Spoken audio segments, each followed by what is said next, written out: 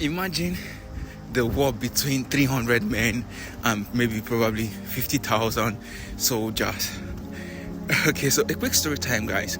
This time the Midianites and the Israel are going to war, and before this the angel of the Lord has already spoken to Joshua and asked, he wasn't a warrior at that time, and commanded him to go in this thy might. So the angel of the Lord, or the Lord, instructed him to gather up the men of Israel. And so he gathered about 32,000 foot soldiers, and they were preparing for marching to, face the Midianites. And, God now told him that these guys she carried, or these men, they are too much to defeat these guys. And he reduced their numbers and continued. And the Lord now told him, these guys are still too much for this battle or for the victory that is to come.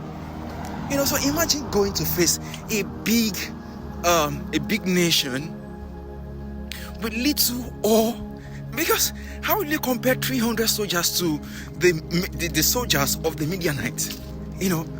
And he obeyed the Lord, and he reduced or cut down the number until there were about 300 soldiers left. And that soldiers are the 300 mighty men of valor. 300 soldiers left. And guess what? The Lord gave them victory. Defeated, the Lord caused confusion in the camp of the Midianites. That the 300 soldiers defeated the thousands of soldiers from the Midianite army or camp. And so what's the take home of this story?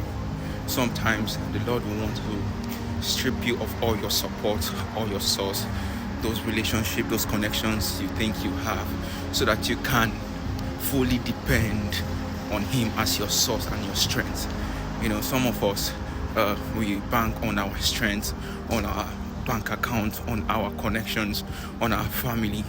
But the Lord wants us to fully depend on Him, believe in Him, because He can take care of you. He wants you to put your full hope, assurance, and faith on Him and in Him, because He's able. So cast all your cares upon Him, not upon your friends or upon your armies or soldiers or your big bank account, but upon the Lord, for He's able to give you victory and destroy the camps of your enemy.